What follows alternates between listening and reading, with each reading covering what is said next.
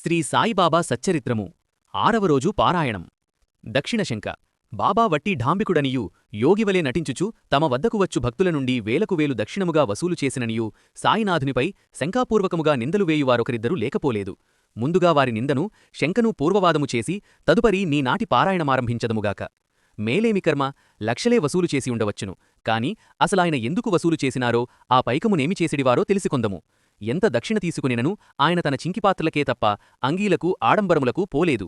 భక్తిరూపమున తనకా ప్రజలిచ్చినదే తప్ప పంచభక్ష్య పరమాన్నములకు ఎగబడలేదు. వసూలైన దానిలో స్వల్పధనమును చిలుమునకును ధునిలోనికి కట్టెలకును వినియోగించి తక్కిన దానిని మనిషికి ₹1 నుండి ₹50 వరకు ఎవరెవరి అవసరములను బట్టి వారికి పంచివేసెడివారు. తొలినాళ్లయందు తాము అడవులలో తపస్సు చేసుకున్నప్పుడు మిట్ట మధ్యాహ్నవేళ ఆహారము తెచ్చిపెట్టిన బాయిజాబాయి సేవకు కృతజ్ఞతగా ఆమె కుమారుడగు తాత్యాకోటే పాటీలునకు రోజూ ఒకటికి ₹25 చొప్పున ఇచ్చెడివారు. బడేభాయి, మసీదు నూర్చు పనివారు మొదలగు వారందరుకును ఎంతయో కొంత చొప్పున ఇచ్చెడివారు. కాని సాయిబాబా ముందు మసీదుపై జెండాలుండుట, ఆయనకు శ్యామకర్లా అను గుర్రముండుట, పల్లకి, రథము, కిరీటము వంటి అనేక రాజలాంఛనములను చూచి ఎందరో తప్పుగా అర్థం చేసుకునేడివారు. నిజమునకవన్నీయును బాబాకు ఇష్టములేదు. ఆయన ఏనాడునూ ఆ గుర్రమునుగాని రథమునుగాని ఎక్కనేలేదు. భక్త మహాల్సాపతి, రాధాకృష్ణమాయి తదితరుల పట్టుదల, ప్రేమాభిమానములే ఆ ఆడంబరములకు మూలము. బాబా మాత్రము అట్టి ఆడంబరములను ద్వేషించుచునే ఉండెడివారు. ఆయన మాటలలో చెప్పవలనన్నచూ, అయ్యలారా, అంగవస్త్రము, పొడగాటి చొక్కా, తలగుడ్డ, సీనారేకు లోటా మాత్రమే నేను ఉపయోగించునవి. ఈ వెర్రి ఆడంబరములు నిష్ప్రయోజన వస్తువులను నాకేలా? నా భక్తులలో నొక్కడైనను యోగమవలంబించినచో నాకెంతయో ఆనందముగదా. దక్షిణగూర్చి మరియొక వాదము. సద్గురువునాశ్రయించుటయనగా సన్యసించుటయనే అర్థము. కాని సర్వలునూ సన్యాసులైనచో సృష్టిచక్రం సాగదు. కనుక సద్గురువుల శిష్యులు మానసికముగా సన్యాసులునూ దైహికముగా సంసారులునూ అయి ఉందురు. కాన వారి మనోస్థితిని పరిశీలించవలసిన అగత్యమెంతైననూ గురువునకు కలదు. ఈ పరీక్షకు బాబా 2 సాధనములను ఉపయోగించెడివారు. మొదటిది దక్షిణగా ధనము, రెండవది రాధాకృష్ణమాయి ఇంటివద్ద నిగ్రహముగా నిశ్చలముగా ఉండుట. అనగా కాంతా కనకములపై కాంక్ష చచ్చినదో లేదో తెలుసుకొనుటకే బాబా ధనమునడిగిడివారు. ప్రాణమియ్యవచ్చునుగాని పైసలనిచ్చుట కష్టముగదా. అదియునుగాక ఒకమారి ఈ విషయము గురించి నేనెవ్వరినీ ఏదియూ ఊరకనే అడగను. ఫకీరు ఎవరిని చూపునో వారినే అడిగెదను. నాకు ఎవరైనను ₹1 నేను వారికి ₹10 అని చెప్పినారు. ఇంకొక్క విషయం, బాబా దక్షిణ రూపముగా వచ్చిన ధనముతో తరచు నిరుపేదలకు అన్నదానమును కూడా చేసెడివారు. బాబా అన్నదానము. తొలి రోజులలో బాబా భిక్షాటన చేసి వచ్చిన ఆహార పదార్థములన్నీయూ మిశ్రమము చేసి భుజించుటను చదివియున్నాము కదా. పిదప ఆయన భిక్షకు వెళ్లకుండగనే ఊరిలోని భక్తులును పొరుగుర్ల నుండి వచ్చు వారును వివిధాహారములను మసీదునకే తీసుకువెళ్లి పెట్టెడివారు. బాబా వానినన్నిటినీ ఒకే పాత్రలో వేసి దైవ నివేదనము చేసెడివారు. ముందుగా బయట కనిపెట్టుకుని ఉన్నవారికి కొంత భాగము పంచియిచ్చి పిదప మసీదులో భక్తులందరికీ పెట్టెడివారు. బాబాకు కుడి ఎడమలందు భక్తులు బారులు తీరి కూర్చుండెడివారు. నిమోన్కర్, నానాసాహెబ్, శ్యామలు వడ్డన చేసెడివారు. ఆకలిగొన్నవారెవరైననూ సరియే, ఎటువంటి వారైననూ సరియే, వారికి తప్పనిసరిగా భోజనం పెట్టియే తీరవలెనని బాబా తరచూ తమ భక్తులకు చెప్పుదుండెడివారు. కేవలం ఇతరులకు బోధించుటయే కాక అప్పుడప్పుడు శ్రీబాబాయేస్ అందరికినీ భోజనము నేర్పాటు చేసెడివారు. ఒకసారి అన్నం, ఇంకొకసారి చక్కెర పొంగళి, వేరొకసారి జొన్న అంబళి, మరియొకసారి పలావు, ఇట్లు రకరకములు వండిపెట్టెడివారు. అటువంటప్పుడు బాబాయే స్వయంగా బజారునకు పోయి సరుకులను కొని తెచ్చెడివారు. మసాలాలు మొదలగునవి తామే స్వయంగా నూరెడివారు. మసీదు ఎదుటి ఖాళీ స్థలంలో పొయ్యిబెట్టెడివారు. మసీదునందున్న 2 వంటపాత్రలతో వంట చేసెడివారు. పదార్థములు ఉడికినవో లేదో చూడడానికి కఫని చేతిని పైకెత్తి తన చేతిని నిర్భయంగా ఉడుకుచున్న పాత్రలో నుంచెడివారు. చెయ్యి కాలడంగాని వేడికి తట్టుకునలేకపోవడంగాని ఎన్నడూనూ జరగలేదు. ఆహారము రుచిగా ఉండుటకు ఎంత శ్రద్ధ చూపవలెనో అంత శ్రద్ధయునూ చూపిడివారు. వంటకములను వారే స్వయంగా వడ్డించెడివారు. ఇచ్చట ఒక అనుమానం రావచ్చు, బాబా శాకాహారియా, మాంసాహారియా అని. ఆ భేదం మనకేగాని భగవత్ స్వరూపులకు బాబాకు లేదు. మట్టిని బంగారమును ఒకే విధంగా చూచు స్థితప్రజ్ఞులు ఆయన. పేటలోని పేదవాడైనా కోటలోని రారాజైనా కాటికి చేరువారేగాని కలకాలముండువారు కాదు. విలువలు మనకేగాని యోగులకుండవు. అయినను వారు ఉభయాహారములను స్వీకరించెడివారు. అట్లని శాకాహారం మాత్రమే తినవలననిగాని మాంసాహారం కూడా తినుడని ఎప్పడినూ ఎవరికినీ చెప్పలేదు. ఆచారములను మానుకోమని చెప్పలేదు. సదాచారమే శ్రేష్టము. దాని నుండియే ధర్మం ఆవిర్భవిస్తుంది. ఆ ధర్మానిక శ్రీహరియే అధిపతి అని చెప్పెడివారు. ఏ ఆహారపు అలవాటు గలవారికి ఆ ఆహారమునే వడ్డించెడివారు. అన్నదానమునకు పాత్రతలు.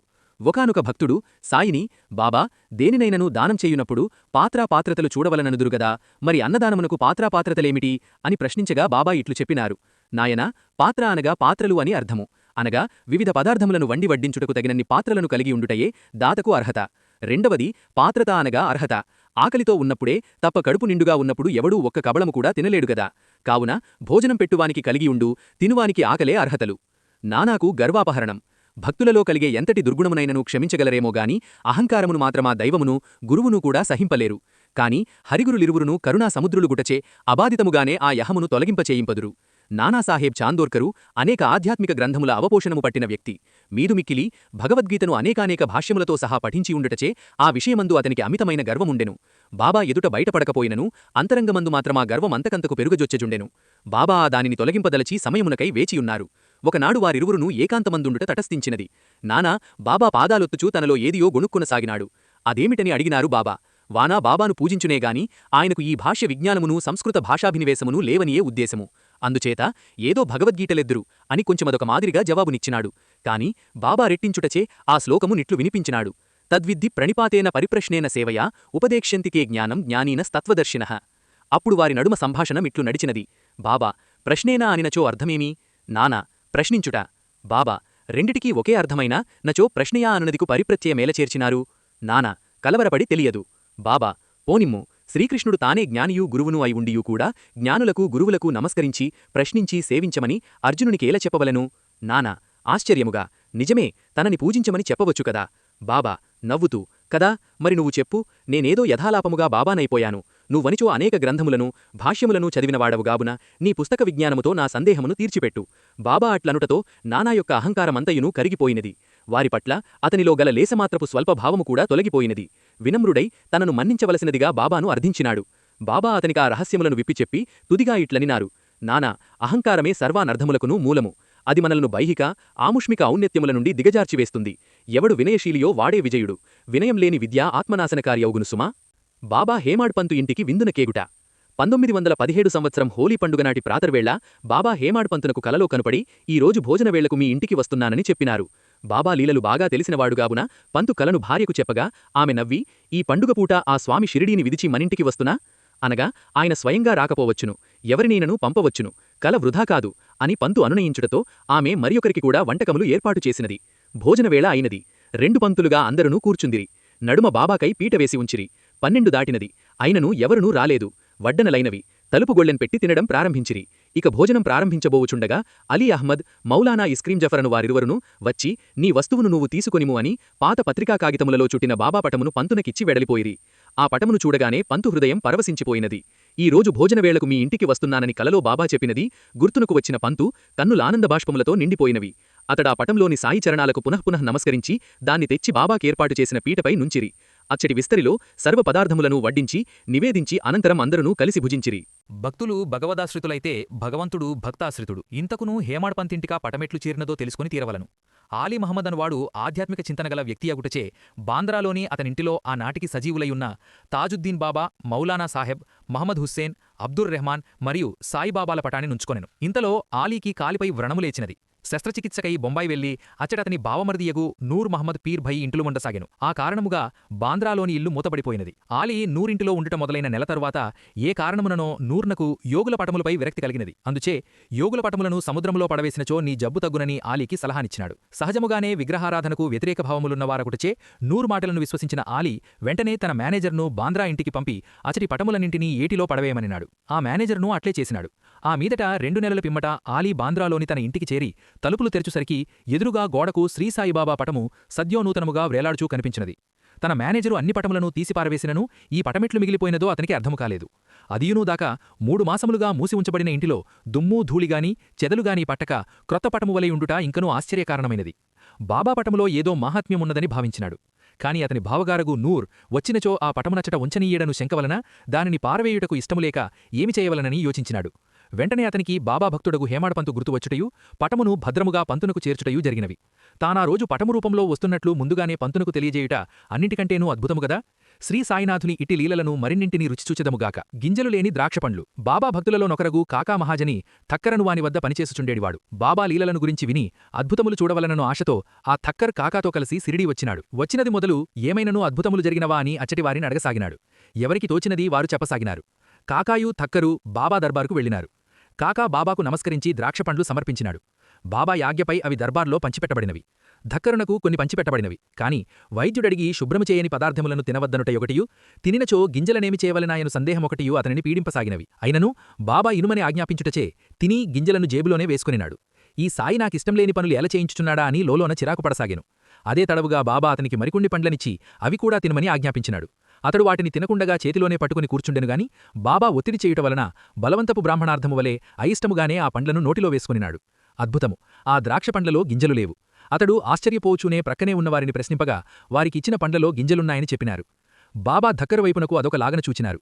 ఆ చూపులు అద్భుతమును చూడవలననుకుంటివి గదా, చూసితివా అన్నట్లున్నవి. నిర్గుణోపాసకుడు. కాకామహాజరి స్నేహితులలో నిర్గుణోపాసకుడొకాయన కలడు. అతడు కూడా బాబా వద్ద ఏమైనా తమాషాలు చూడవలనని కాకాతో కలిసి సిరిడీ బయలుదేరినాడు. కాని తాను నిరాకారోపాసకుడగుటచే బాబాకు నమస్కరించుట మొదలగు సాకార పూజలు చెయ్యననినాడు. మొత్తం మీద ఆ మిత్రులిరుగురూ సిరిడీ చేరినారు. వారు మసీదు మెట్లు ఎక్కుచుండగానే బాబా కాకాజీ యొక్క మిత్రుణ్ణి ఆప్యాయంగా ఆహ్వానించినారు. బాబా పలకరింపుకు ఆ ఉపాసకుడు కరిగిపోయాడు. పైగా సాయిబాబా స్వరం అచ్చమతని తంగ్రికంఠధ్వనివలే వినబడటచే అతడెంతో ఆనందించినాడు. ఆ సంతోషంలో తన నిర్ణయమును మరచి బాబా పాదాలకు నమస్కరించి దక్షిణ కూడా సమర్పించి తన జన్మ చరితార్థమైనట్లుగా భావించినాడు. ఇద్దరు గోవా మనుషుల మృక్కుడు. ఒకసారి గోవా నుండి ఇద్దరు పెద్ద మనుషులు బాబా వద్దకు వచ్చినారు. బాబా వారిలో ఒకరిని 15 రూపాయల దక్షిణ కోరినాడు. ఇంతలో ఇంకొకరు తానుకు తానుగా 35 రూపాయలు సమర్పించబోగా బాబా నిరాకరించినారు. ఆ విషయమై బాబా ఇట్లు చెప్పినారు. ఏమున్నది, ఆదిలో పేదవాడు. ఉద్యోగం వస్తే చాలు, మొదటి నెల జీతం కైంకర్యం చేస్తుదనని తన ఇష్టదైవనుకు మ్రొక్కుకున్నాడు. నెలకు 15 రూపాయల ఉద్యోగం వచ్చినది. ప్రస్తుతం ఆ జీతము 700కు పెరిగినది. అయినను అతడు ఏనాడునూ మొదటి నెల జీతమును దేవునికి అర్పించలేదు. ఆ మ్రొక్కుబడినే ఇప్పుడు నేను వసూలు చేసినాను. బాబా చెప్పినది వినగానే వచ్చిన ఇరువురిలో 15 రూపాయలిచ్చినవాడు ఆశ్చర్యపోయి బాబాను సర్వజ్ఞునిగా గుర్తించి పదే పదే ప్రార్థించి ఆశీసులు పొందినాడు. అది అతని కథయేనట. దత్తాత్రేయునకు మ్రొక్కుకొని మరిచిపోయినాడట. రెండవ వారి మృక్కుడు. ఇంకనూ బాబా ఇట్లు చెప్పినారు. ఒక పెద్ద భవనము యజమాని నన్నాదరించి తన వసారలో పండుకొననిచ్చాడు. నేను నిద్రపోచుండగా అతడు నా జేబులోని 30,000 రూపాయలను అపహరించాడు. అంత ధనం పోగొట్టుకున్నటలో తిండి సైతం రుచించక అలమడించు నా వద్దకు ఒక ఫకీరు వచ్చినాడు. అతడు మరియొక ఫకీరు చిరునామాను నాకిచ్చి వారిని శరణు కోరమనియూ ధనం దొరకవరకు ఇష్టమైన ఆహారాన్ని విసర్జించమనియూ చెప్పినాడు. నేనట్లే చేయగా నా ధనం దొరికినది. పిదప సముద్రపు ఒడ్డునకు పోగా అచ్చటి ఒక ఓడ ఉన్నది. అది మరియొక ఒడ్డున దింపినది. అచ్చటి నుండి రైలెక్కి ఇచ్చటకు వచ్చినాను. సరే శ్యామా, ఈ గోవా మనుషులను నీ ఇంట భోజనం పెట్టు. సాయిబాబా అట్లా ఆజ్ఞాపించుటతో శ్యామ వారిని తనతో ఇంటికి తీసుకుని వెళ్ళినాడు. భోజనానంతరమున గోవా వ్యక్తులలో రెండవవాడు, అయ్యా, నా వంటవాడే నా ధనాన్ని సరిగా 30,000 అపహరించాడు. బాబా చెప్పినట్లుగానే ఒక ఫకీరు వచ్చి సిరిడీలోని సాయిబాబాకు మ్రొక్కుకోమని చెప్పినాడు. నా ధనం తిరిగి లభించినచో సిరిడీ వచ్చి బాబాను దర్శించే వరకు అన్నం తినను మ్రొక్కుకున్నాను. బాబా కరుణ వలన నా సొమ్ము లభించినది. కాని నేను మృక్కు సంగతి మర్చిపోయినాను. పిదప ఒకనాడు బాబా కలలో సాక్షాత్కరించినారు. దానితో నేను కోలుకొన్నవాడనై గోవా నుండి బయలుదేరగా స్టీమర్లో చోటులేదు. ఎవరో ఒక నౌకరు మంచితనంతో నాకు స్థలమిప్పించినాడు. బొంబాయిలో స్టీమర్ దిగే అచ్చటి నుండి రైలులో ఇచ్చటకు వచ్చినాను. ఇవన్నీయూ ఇచ్చటి ఉన్న బాబాకెక్కు తెలిసినవో? అయినను నేను అన్నం తినను మ్రొక్కుకున్నాను గాని ఆ ఉద్యోగస్తుని వలె ధనమునిచ్చుదని మ్రొక్కుకోలేదు గదా. అందులకే కాబోలు బాబా అతని వద్ద దక్షిణను తీసుకుని నేనిద్దుదనని నన్ను నిరాకరించినారు అని చెప్పుటలో అది విన్న శ్యామ ఇత్యాదులు బాబా మహిమను మరొక్కసారి మనస్ఫూర్తిగా శ్లాఘించుకొని ఆయనను స్మరించుకున్నారు. మృక్కుబడులు. సాధారణముగా మనము ప్రతిదానికిని ఏదియో ఒక దైవమునకు మృక్కుకొనుట, పబ్బము గడవగానే ఆ మృక్కు మరచిపోవుటయు జరుగుచుండును. కాని ఏదైననూ మృక్కు పెట్టినచో దానిని ముక్కుపిండి వసూలు చేయు వరకు తన పట్టును సడలించని దైవముగా శ్రీ వెంకటేశ్వరస్వామి గురించి మనకందరకూ తెలిసిన విషయమే. ఈ విషయంలో సాయిబాబాకు కూడా రవ్వంత పట్టుదల ఉన్నట్లుగా ఇంతకు పూర్వమే మనము తెలుసుకుని ఉన్నాము. సాయి, నాకు సాయము చేయువని ప్రేమగా అడిగినచో నేను సాయము చేతునుగదా, మరి మృక్కులేలా? మీ మృక్కుబడులనెవడు కోరినాడు? ప్రేమయూ భక్తియూ చాలును, కాసింత శ్రద్ధయూ కూసింత సహనమునూ చాలును. అయిననూ మృక్కుకొనినచో ఆ మృక్కు తీర్చవలసినదే, లేనిచో అసత్యదోషమంటును సుమా అని బాబా తరచు చెప్పుచుండేడివారు. ఆయన తన భక్తులకు అసత్యదోషమునంటనిచ్చేడివారే కాదు. అందులకుదాహరణముగా ఒక చిన్న సంఘటనను చూచెదముగాక. అన్నాసాహెబ్ కుల్కర్ని 10 రూపాయల మృక్కు. శ్రీ కుల్కర్ని బాబా భక్తశ్రేష్ఠులలో ఒకడేగాని అతడెప్పుడునూ బాబాను ప్రత్యక్షముగా చూచియుండలేదు.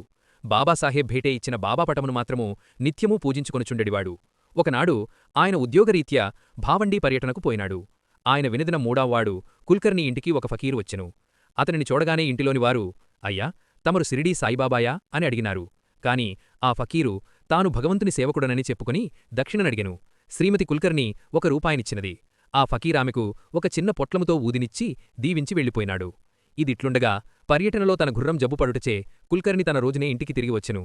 జరిగినది తెలుసుకుని నేనే ఇంటివద్దనున్నచో 10 రూపాయలిచ్చెడివాడనని చెప్పినాడు. ఆ ఫకీరుకై వెదికినాడు, దొరకలేదు. ఇంటికి వచ్చి భోజనం చేసి సాయంత్రమున మిత్రుడైన చిత్రేతో కలిసి వ్యాహ్యాళికైపోగా ఒక ఫకీరెదురువచ్చి దక్షిణడిగెను. కుల్కర్ని 1 రూపాయినిచ్చెను.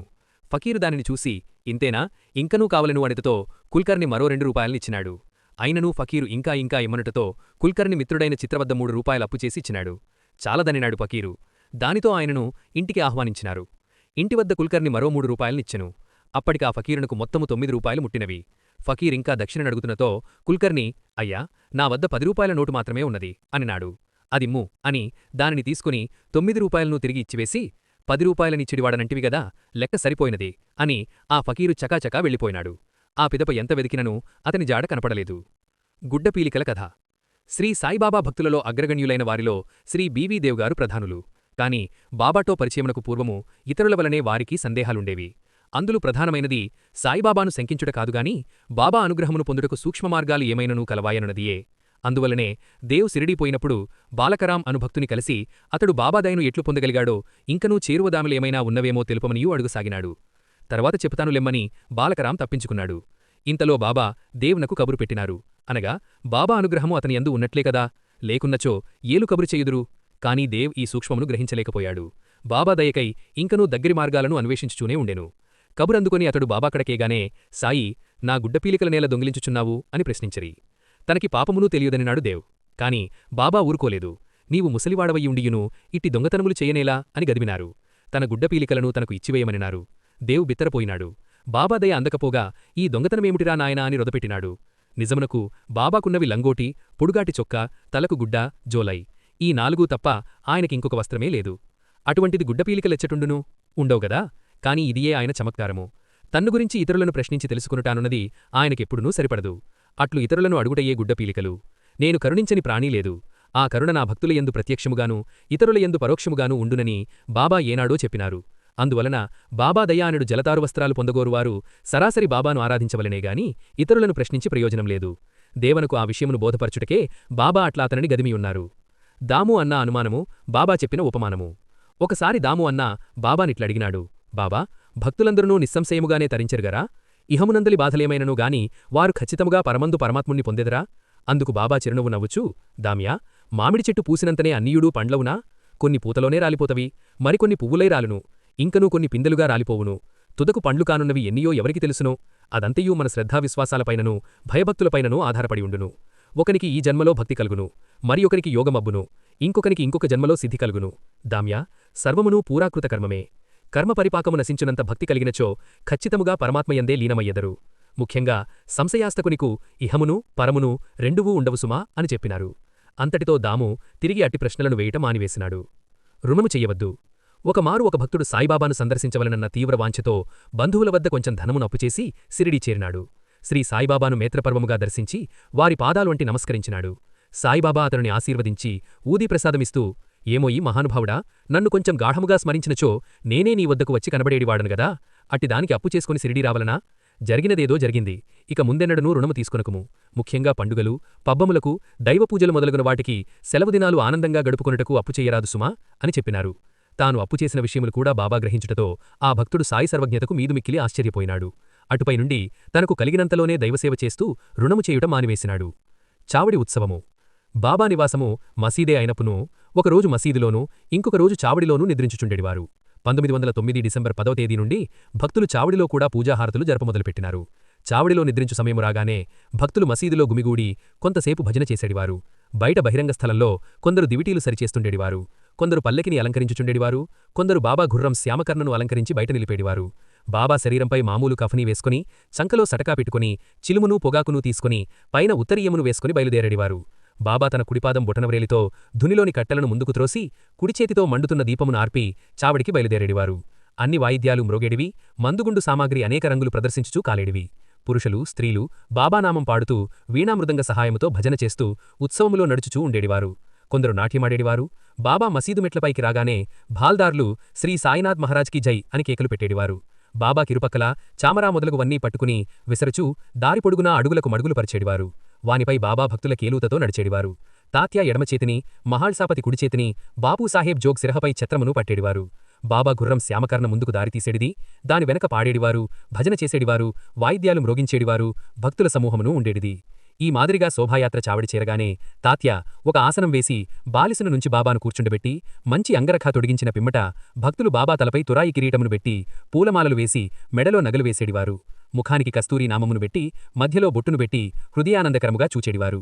ఈ అలంకరణలను గాని మర్యాదలను గాని బాబా లెక్కపెట్టేడివారు కాదు. కాని భక్తులందుగల అనురాగముచే వారి సంతుష్టి కొరకు వారి ఇష్టానుసారము చేయుటకు ఒప్పుకొనుచుండేడివారు. ఆఖరున బాపూసాహెబ్ జోగ్ సర్వలాంఛనములతో హారతినిచ్చేడివారు. ఆ హారతి ముగిసిన పిమ్మట భక్తులు బాబా ఆశీర్వాదము పొంది తమ తమ ఇండ్లకు పోవుచుండేడివారు. చిలుము, అత్తరు, పన్నీరు సమర్పించిన పిమ్మట తాత్యా చావడి విడిచి గృహమునకు పోవుచుండేడివారు. బాబా తన పరుపును తానే అమర్చుకునేడివారు, అనేకమైన దుప్పట్లను ఒకదానిపై నింకకటి వేసి దానిపై నిద్రించేడివారు. ప్రస్తుతమునకు మనము కూడా విశ్రాంతి గైకొనెదముగాక. ప్రతిరోజునూ రాత్రి నిద్రించుట ముందు సాయిబాబాను, వారి చావడి ఉత్సవమును జ్ఞప్తికి తెచ్చుకొనెదముగాక. 6వ రోజు పారాయణం సమాప్తం.